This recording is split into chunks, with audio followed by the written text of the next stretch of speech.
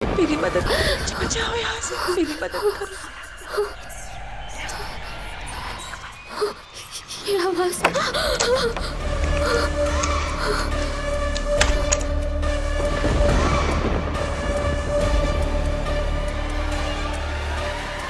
सुहानी। वो आवाज सुनकर सुहानी वहीं फ्रीज हो जाती है। अगले ही पल वो आवाज दरवाजे की तरफ से आती है तो सुहानी दरवाजे की तरफ मुड़ती और आगे बढ़ने लगती है।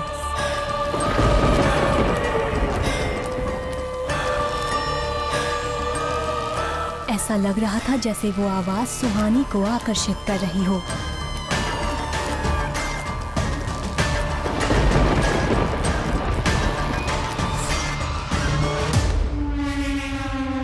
किसी के छूते ही सुहानी होश में आ जाती है और हैरानी से अपने आसपास देखने लगती है। उसे समझ नहीं आ रहा था कि वो यहाँ कैसे आ गई।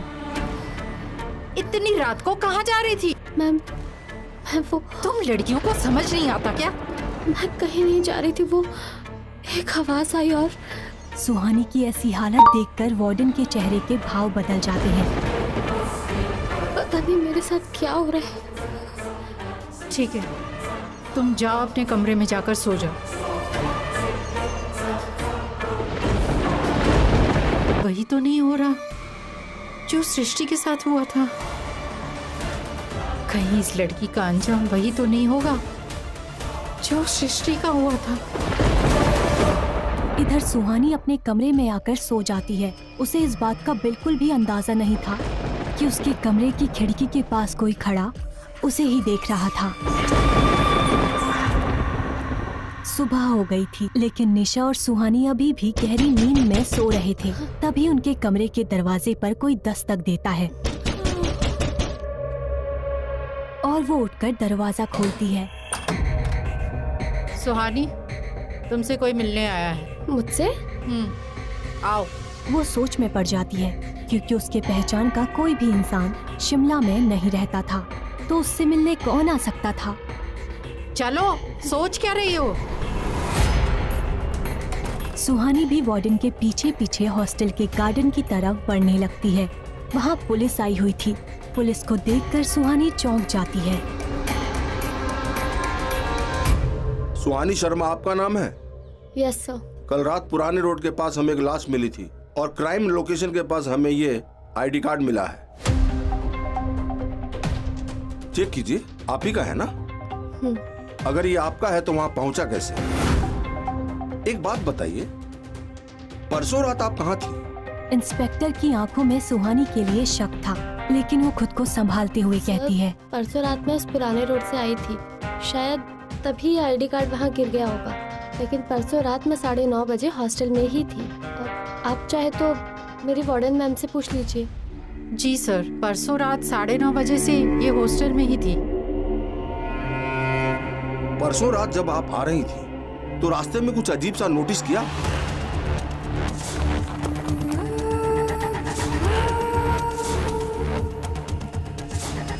नो सर, मैंने कुछ अजीब नहीं देखा।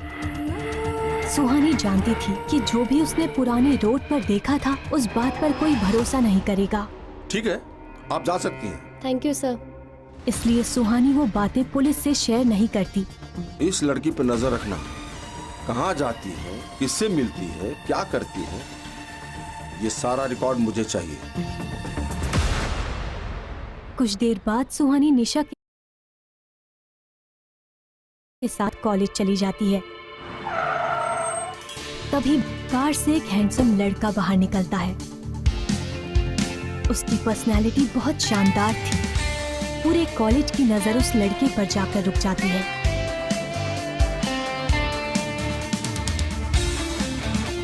सुहानी, निशा और विवेक भी उसे ही देख रहे थे, लेकिन वो लड़का बिना किसी पर ध्यान दिए सीधे कॉलेज के अंदर चला जाता है। उसके जाने के बाद सारी लड़कियां उसके बारे में बातें करने लगती हैं, लेकिन कोई था जो उस लड़के को देखकर खुश नहीं था। निशा, ये लड़का कौन है? इस पे ध्यान ना दो तो ही अच्छा है। ये हमारे कॉलेज के प्रोफेसर हैं, मिस्टर युवराज दीवान। इनके पापा कॉलेज के ट्रस्टी हैं, मिस्टर यशवंत दीवान। वैसे तो सर एक बिजनेसमैन है, लेकिन पढ़ाना इनकी हॉबी है, इसलिए कॉलेज में पढ़ाने आ जाते हैं। लेकिन निशा इतना क्यों चिढ़ रही है युवराज सर से? हम कॉलेज अटेंड कर लें या फिर तुम दोनों को बकवासी करनी है? विवेक और सुहानी निशा के गुस्से को देखते हुए आगे कुछ नहीं कहते। सुहानी अपनी कुछ पर्सनल रीजंस की वजह से 3 महीने लेट कॉलेज आई थी। वो इस बात से बिल्कुल अनजान थी कि 3 महीने पहले यहाँ क्या हुआ था। कुछ ही देर में वहाँ किसी के तेज कदमों की आहट सुनाई देती है। अरे सब लोग इतने घबरा क्यों गए? अगर तू चाहती है कि तुझे इस कॉलेज से ना निकाला जाए तो अगले 1 घंटे तक ना एकदम चुप रहो, शांत। क्यों? अरे क्यों क्या? अरे क्या तुम? इससे पहले विवेक इस बात का जवाब दे पाता, good morning sir. Ram please. जैसे ही सुहानी युवराज की आवाज सुनती है वो शॉक्ड रह जाती है और आंखें फाड़कर युवराज को देखने लगती है। युवराज सर की आवाज तो बिल्कुल उसी लड़के जैसी है जिसने पुराने रोड पर मुझे उस साई से बचाया था। डरो मत, मेरे साथ चलो। युवराज की हाइट और कद काठी बिल्कुल उस लड़के के जैसी ही थी। लेकिन ऐसा कैसे हो सकता है? युवराज सर आधी रात को उस हॉन्टेड प्लेस पर क्यों जाएंगे? सुहानी यही सब सोच रही थी कि तभी युवराज स्ट्रिक्टली कहता है,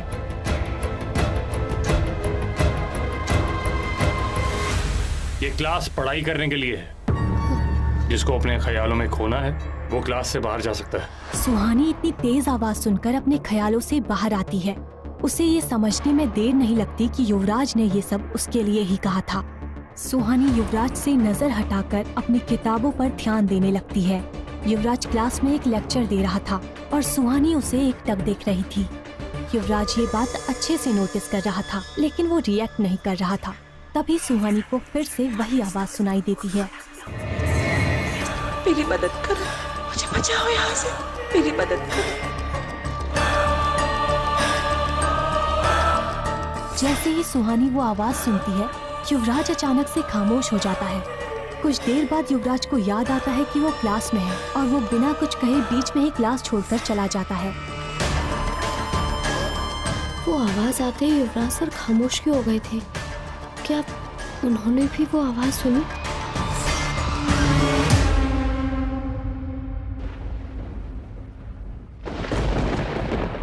क्या हुआ निशा, तेरा सुबह से इतना मूड ऑफ क्यों है? कोई बात है तो तू मुझे बता सकती है।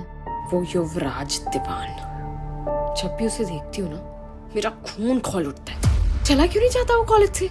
यार ये युवराज सर की स्टोरी क्या है और तू उनसे इतना गुस्सा क्यों रहती है? सुहानी, तुमसे पहले मेरे रूम में एक लड़की रहती थी जिसका नाम सृष्टि था और वो मर चुकी है। और उसकी मौत का जिम्मेदार और कोई नहीं बल्कि वो युवराज दीवान है। युवराज सर? लेकिन कैसे? सृष्टि की मौत के जिम्मेदार युवराज सर कैसे हो सकते हैं? एक्चुअली युवराज ने...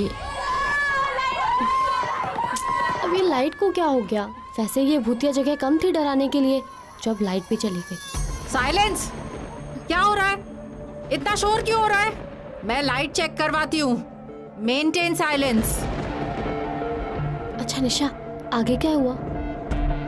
फिर कभी यार, आज मूड ठीक नहीं है और देख लाइट भी चली गई। सुहानी आज ही पूरी बात जानना चाहती थी लेकिन वो निशा का मूड देखकर उसे फोर्स नहीं करती है। डिनर के बाद निशा और सुहानी अपने रूम में आ जाते हैं। निशा गहरी नींद में सो चुकी थी। इस वक्त उसके दिमाग में निशा की कई बातें ही चल रही थी कि सृष्टि की मौत का जिम्मेदार युवराज दीवान है। अगर मैं सही हूँ तो उस रात युवराज सर ने मुझे उस साई से बचाया था, जबकि वो मुझे जानते भी नहीं थे। वो किसी की मौत की वजह कैसे हो सकते हैं?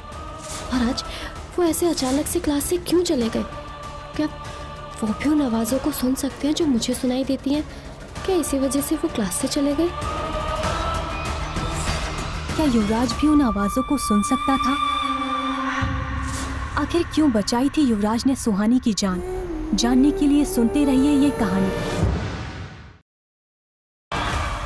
इस वक्त उसके दिमाग में निशा की कई बातें ही चल रही थी। सुहानी, तुमसे पहले मेरे रूम में एक लड़की रहती थी जिसका नाम सृष्टि था और वो मर चुकी है। और उसकी मौत का जिम्मेदार और कोई नहीं बल्कि वो युवराज दीवान है। सुहानी यही सब सोच रही थी कि तभी उसकी नजर अपने कमरे की खिड़की पर जाती है। एक पल के लिए उसे ऐसा लगता है जैसे कोई खिड़की के बाहर उसे देख रहा था।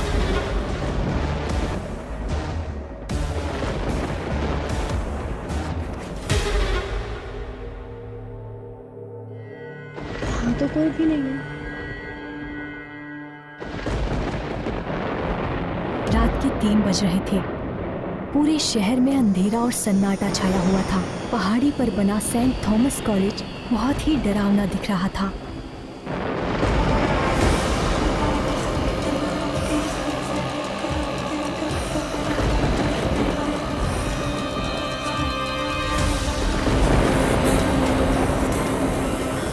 मेरी मदद करो, मुझे निकालो यहाँ से, मेरी मदद करो।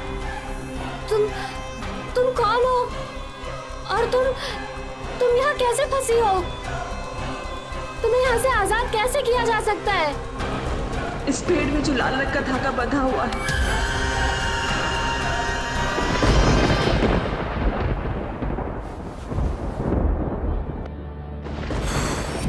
ओह गॉड, फिर से एक सपना।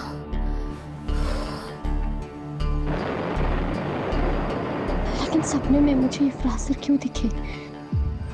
अगले दिन कॉलेज पहुंचकर सुहानी सबसे पहले कॉलेज के पीछे उसी बरगद के पेड़ के पास जाती है, जहां से उसे रोज आवाजें सुनाई दे रही थी। पेड़ के पास पहुंचकर वो देखती है कि वहां पहले से ही एक लड़का खड़ा था। यहाँ पर तो आना किसी को अलाउड नहीं था।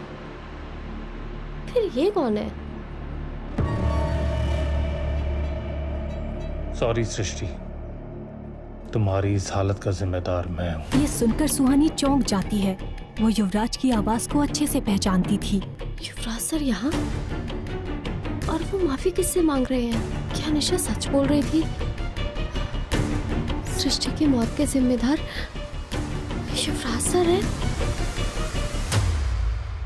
तुम यहाँ क्या कर रही हो? वो मैं आपको थैंक यू बोलने आई हूँ सर। क्यों? उस रात आपने मेरी जान बचाई थी। What do you mean? मैंने तुम्हारी जान कब बचाई? युवराज सुहानी को इस तरह से देख रहा था जैसे इससे पहले उसने सुहानी को देखा ही नहीं हो। सर वो उस रात पुराने रोड पर जब मैं अकेले हॉस्टल जा रही थी और कोई मेरा पीछा कर रहा था। डरो मत, मेरे साथ चलो। तब आपने तो मुझे सेफली हॉस्टल पहुंचाया था। तुम्हारा दिमाग खराब हो चुका है, मैं तुम्हें जानता भी नहीं। ये कहकर युवराज वहां से जाने लगता है। तभी सुहानी पीछे से कहती है, मुझे भी वो आवाजें सुनाई देती हैं। कौन सी आवाजें? इस पेड़ से आवाजें आती हैं, एक लड़की की आवाज। और क्या कहती हैं वो आवाजें? वो मदद मांगती है। अब मुझे पूरा यकीन हो गया कि तुम्हें इलाज की सख्त जरूरत है। तुम्हारा दिमाग खराब हो चुका है।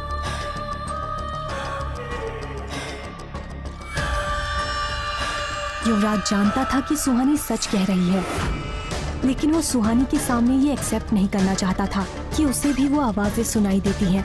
और सुहानी को उस रात बचाने वाला भी युवराज ही था। एक बहुत बड़ी वजह थी कि युवराज खुद को हमेशा दूसरों से दूर रखता था। वो वजह क्या थी, ये केवल युवराज ही जानता था। कल रात मुझे सपने में युवराज सर क्यों दिखे? आज भी वो उस बरगद के पेड़ के पास सृष्टि से कुछ तो कह रहे थे। कहीं ऐसा तो नहीं युवराज सर सृष्टि के बारे में कुछ ऐसा जानते हैं जिसे वो सबसे छुपा रहे हैं? शायद विवेक को कुछ पता होगा। हाय। हाय। एक्चुअली ना मुझे तुमसे कुछ बात करनी थी। पूछो ना, क्या पूछना? युवराज सर और सृष्टि, इनकी क्या स्टोरी है? कोई युवराज सर में कुछ ज्यादा ही इंटरेस्टेड लग रहा है।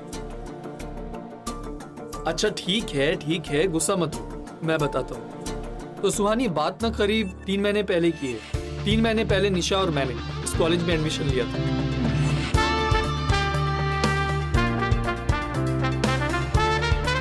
उस वक्त सृष्टि सेकेंड ईयर में थी। सृष्टि निशा की रूममेट थी।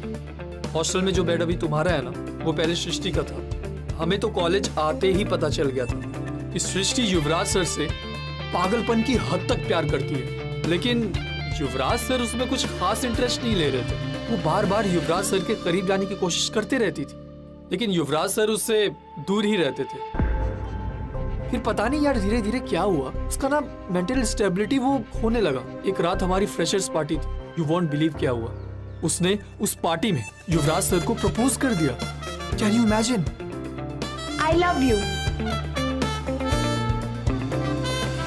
युवराज सर काफी गुस्सा हो गए। इनफैक्ट उन्होंने सबके सामने सृष्टि को पूरी तरह से डांटा और खुद से दूर रहने की वार्निंग भी दे दी।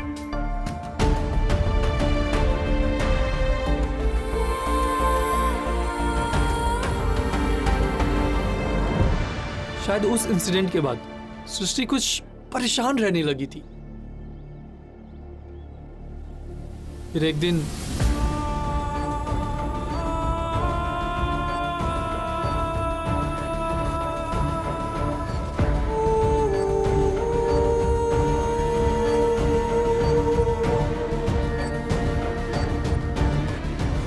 सृष्टि निशा की रूममेट थी और उससे काफी अटैच थी, and that's why she hates Yuvraj sir.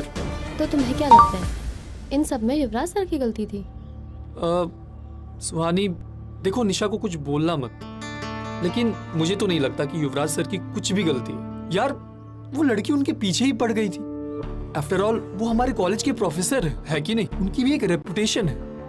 हाँ मैं मानता हूँ कि उन्हें पार्टी में इस तरह से उसको डांटना नहीं चाहिए था, लेकिन तुम्हारे लिए मेरे पास एक सुपर्ब एडवाइस है। एडवाइस कैसी? देखो आई नो युवराज सर काफी हैंडसम है, गुड लुकिंग है, चार्मिंग है, लेकिन तुम ना उनके चक्कर में मत पड़ना। तुम्हारी वहां कोई भी दाल नहीं गलने वाली, लिख के ले लो। क्या हो रहा है यहाँ? हाँ मेरे पीठ के पीछे। अरे बेबी कैसी हो? मैं सुहानी को अपना लेटेस्ट जोक सुना रहा था। विवेक ने जो कुछ बताया था उसे सुनकर सुहानी की अनजाने में ही सही, लेकिन युवराज की ओर दिलचस्पी बढ़ने लगी थी। अब ना चाहते हुए भी हर वक्त सुहानी के दिमाग में युवराज का ही ख्याल रहने लगा, लेकिन वो जितना युवराज के करीब जाने की कोशिश करती वो उससे उतनी ही दूरी बढ़ा लेता था। ऐसे ही एक महीना बीत गया। अब सुहानी युवराज को और बेहतर जानने लगी थी, लेकिन युवराज था जो किसी भी लड़की को भाव नहीं देता था, सुहानी को भी नहीं।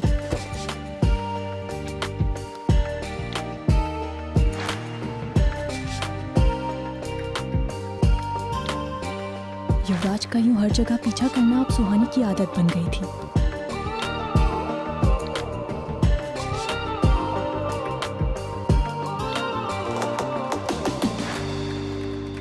लेकिन शायद युवराज को पता था कि सुहानी उससे सृष्टि की रहस्यमय मौत के बारे में ही सवाल करेगी, जिसका जवाब देना उसके लिए मुश्किल हो जाएगा। लेकिन सुहानी के लिए इसका जवाब जानना बहुत जरूरी था, क्योंकि हर एक रात सुहानी को उस बरगद के पेड़ के ही सपने आते थे और वो डर कर उठ जाती थी। उसके सपने बीच में ही टूटने लगे थे।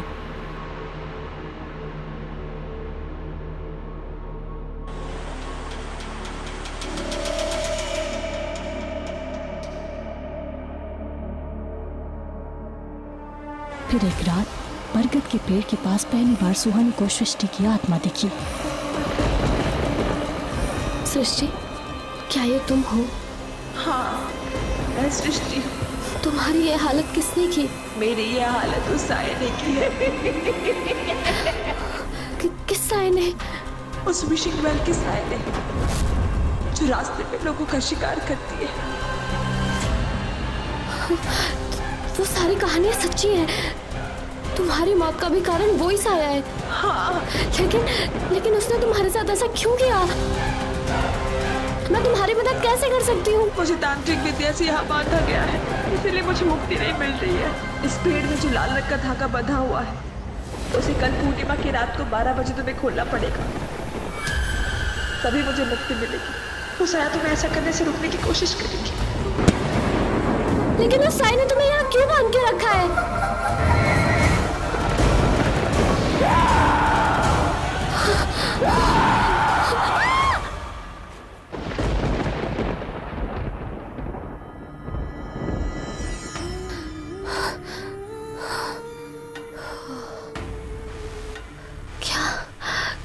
क्या ये सिर्फ सपना था, या फिर सचमुच सृष्टि मुझसे कुछ कहना चाहती है? नहीं, आजकल ना मैं कुछ ज्यादा सोच रही हूँ। एक काम करती हूँ, बरगद के पेड़ के पास जाकर फिर से देखती हूँ, शायद कुछ पता चल जाए। क्या हुआ? क्या सच में सुहानी सृष्टि को सुन सकती है या ये उसका कोई वहम है? क्या हुआ था युवराज और सृष्टि के बीच और क्या थी सृष्टि की मौत की वजह? जानने के लिए सुनते रहिए ये कहानी।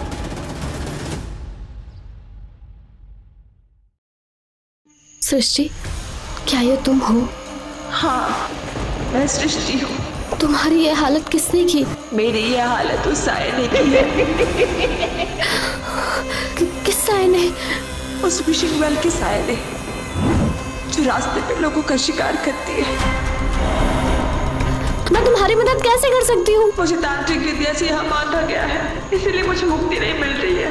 इस पेड़ में जो लाल रंग का धागा बंधा हुआ है, उसे कल पूर्णिमा की रात को 12 बजे तुम्हें खोलना पड़ेगा, तभी मुझे मुक्ति मिलेगी। तो साया तुम्हें ऐसा करने से रोकने की कोशिश करेगी। लेकिन उस साई ने तुम्हें यहाँ क्यों बांध के रखा है?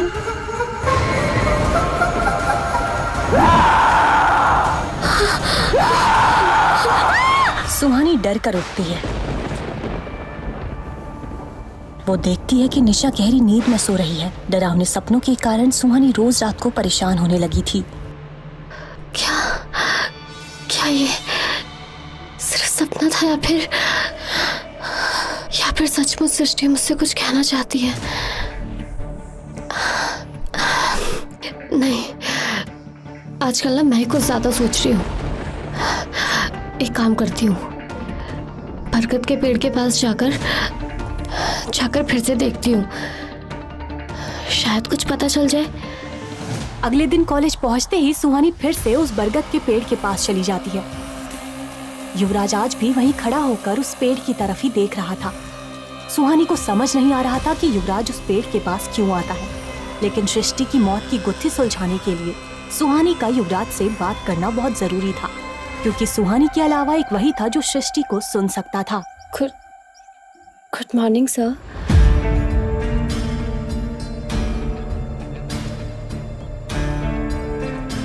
तुम यहाँ क्या कर रही हो? तुम जानती नहीं कि कॉलेज के स्टूडेंट्स का यहाँ पर आना मना है?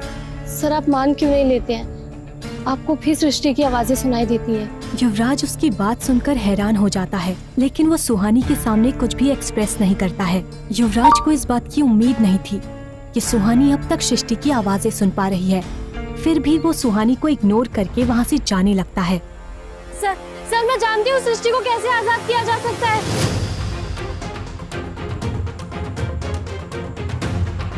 क्या जानती है इस बारे में? युवराज का ऐसा रिएक्शन देखकर सुहानी डर जाती है और उसके मुंह से एक शब्द भी नहीं निकलता। मैंने पूछा तुम क्या जानती हो इस बारे में? आज रात 12 बजे अगर पेड़ पर बंधा ये लाल धागा,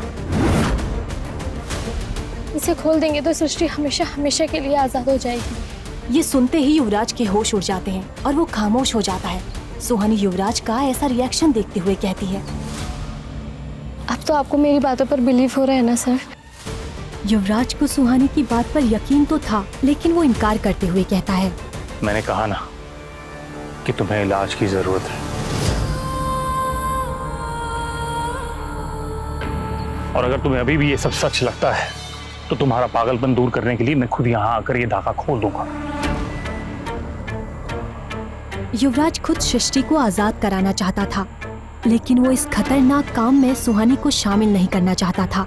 युवराज ने पहले भी कई बार सृष्टि को आजाद कराने की कोशिश की थी, लेकिन हर बार नाकामयाबी ही उसके हाथ आई थी। सृष्टि को आजाद कराने का सही रास्ता वो ढूंढ ही नहीं पाता था, लेकिन अब वो सुहानी के बताए तरीकों को भी एक बार आजमाना चाहता था। वो नहीं जानता था कि ये तरीका काम करेगा या नहीं, लेकिन वो एक और बार कोशिश करना चाहता था। आप कुछ बोल क्यों नहीं रहे हैं सर? मैंने कहा ना कि तुम्हारा ये वहम दूर करने के लिए मैं यहाँ खुद आकर धागा खोल दूंगा। इसकी कोई जरूरत नहीं है सर। अगर आपको लगता है ये वहम मेरा है तो ये धागा भी मैं ही खोलूंगी। युवराज समझ जाता है कि सुहानी मानने वाली नहीं है। ठीक है, तुम रात को यहाँ पर आकर धागा खोल सकती हो, लेकिन तभी जब मैं तुम्हारे साथ रहूंगा। तुम इस कॉलेज की स्टूडेंट हो और यहाँ पर कई मौतें हो चुकी हैं। मैं नहीं चाहता किसी और स्टूडेंट के साथ ऐसा कोई एक्सीडेंट हो। सुहानी को युवराज के लिए उसका कंसर्न अच्छा लगने लगा था, लेकिन फिलहाल वो बस पेड़ में बंधी मूली को खोलने के बारे में सोचते हुए कहती है, काश सृष्टि ने कभी सुसाइड नहीं किया होता। सुसाइड नहीं किया था। क्या?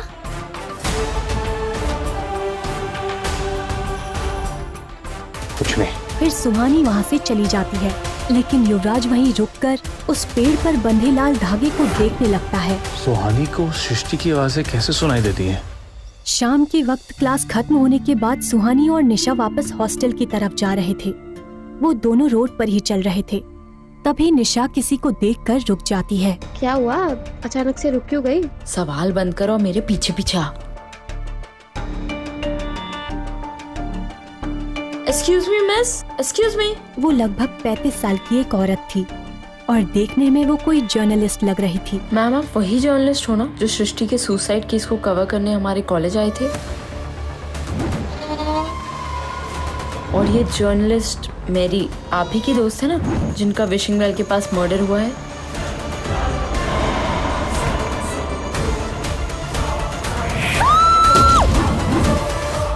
ओह sorry, my name is Nisha और ये है सुहानी।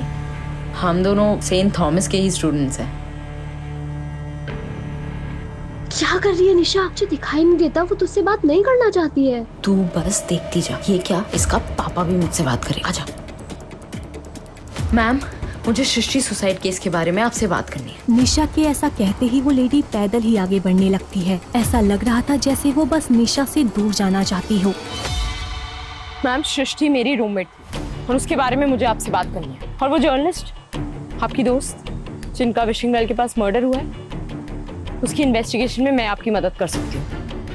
तुम मेरी क्या मदद कर सकती हो? निशा उस जर्नलिस्ट से सृष्टि की मौत के बारे में इंफॉर्मेशन चाहती थी। निशा सोच ही रही थी कि वो क्या कहे, तभी उसकी नजर सुहानी पर पड़ती है और उसे एक आइडिया आता है। जिस रात मेरी का मर्डर हुआ था, उस रास्ते से गुजरने वाला आखिरी इंसान सुहानी थी और सुहानी ने वहां कुछ अजीब देखा था, है ना सुहानी? बता। ये पागल हो गई है क्या? कुछ भी बोल रही है। क्या सच में तुम मैरी के मर्डर के बारे में कुछ जानती हो? तो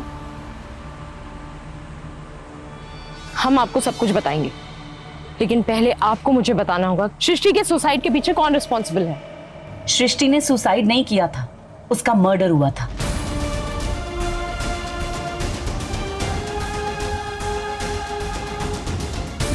मुझे बचाओ! मुझे बचाओ! मुझे बचाओ!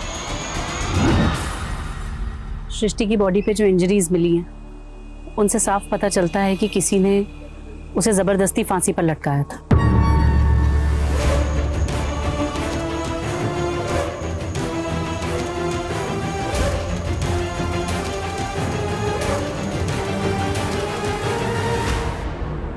तो ये बात बाहर क्यों नहीं आई? क्योंकि शिमला के कुछ पावरफुल लोग इस बात को दबाना चाहते हैं। सुहानी और निशा उस जर्नलिस्ट की बात सुनकर हैरान हो जाते हैं, लेकिन वो लोग इस बात से अनजान थे कि कोई था जो छुपकर उन पर नजर रख रहा था। कौन है वो लोग जो इस बात को दबाना चाहते हैं? मिस पद। वो इतना ही कह पाई थी, तभी उसके गले में तेज दर्द होता है और वो अपना गला पकड़ लेती है। इससे पहले निशा और सुहानी कुछ समझ पाते, सीमा बेहोश होकर जमीन पर गिर जाती है। फिर निशा और सुहानी सीमा को हॉस्पिटल ले जाकर उसे एडमिट करते हैं और उसकी फैमिली को इन्फॉर्म करते हैं। थोड़ी देर बाद सीमा की माँ हॉस्पिटल आती है। निशा उनको सारी बातें बताती है, लेकिन डॉक्टर के बाहर आते ही वो तीनों डॉक्टर से सीमा के बारे में पूछते हैं। सुहानी उसका नाम जानना चाहती थी, जो सीमा कहते कहते रुक गई थी, लेकिन डॉक्टर समझाते हुए कहते हैं कि सीमा से फिलहाल कोई भी ऐसा सवाल ना पूछा जाए जिससे उसे कोई स्ट्रेस हो। ये सुनकर निशा और सुहानी इसके आगे कोई भी सवाल नहीं करते और वो दोनों हॉस्टल के लिए निकल जाते हैं। रात के 9 बज रहे थे। चारों तरफ अंधेरा और सन्नाटा था कि तभी सुहानी के पीछे कुछ हरकत हुई। सुहानी के चेहरे पर डर साफ झलक रहा था।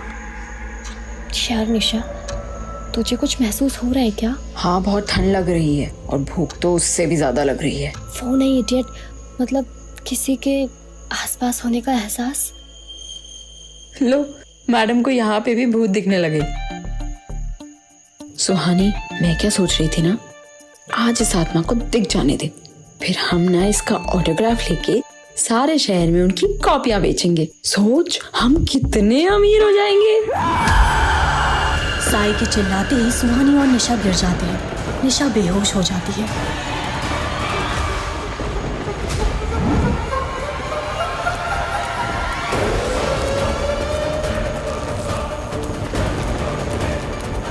साया ने अपनी शक्तियों से सुहानी को पूरी तरह बांध दिया था।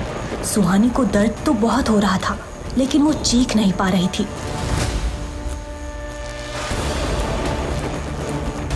ऐसा लग रहा था कि वो साया सुहानी की जान लेकर ही छोड़ेगी। सुहानी का दर्द बढ़ता ही जा रहा था, लेकिन तभी एक तेज रोशनी सुहानी के बदन पर पड़ती है और वो साया सुहानी को आजाद कर देती है।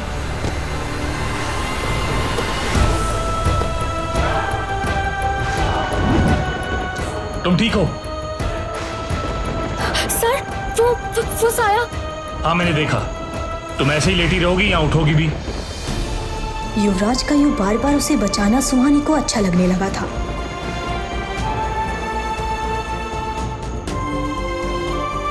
थैंक यू सर, आपने मुझे फिर से बचा लिया। फिर से? सर, आप मान क्यों नहीं जाते? उस दिन इसी रोड पर आपने मुझे बचाया था। युवराज को पता था कि सुहानी सच कह रही है, लेकिन वो उससे ये बात छुपाना चाहता था। कौन है आप? इससे पहले कि सुहानी कुछ और पूछती, युवराज की नजर बेहोश पड़ी निशा पर गई।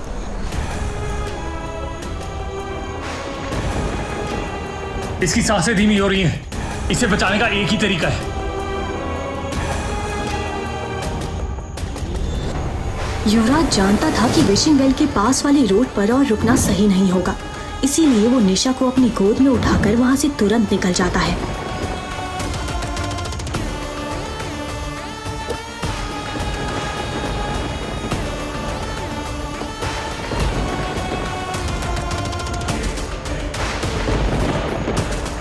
फिर वो कार को हॉस्टल की तरफ बढ़ा देता है।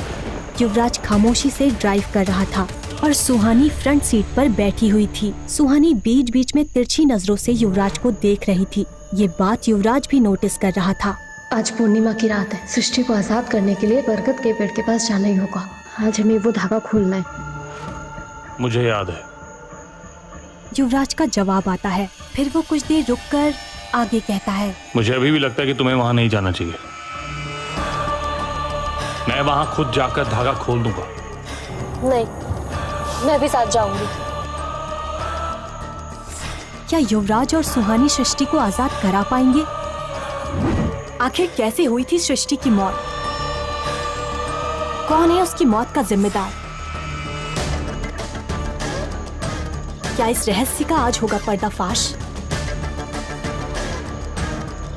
क्या युवराज और सुहानी आजाद करा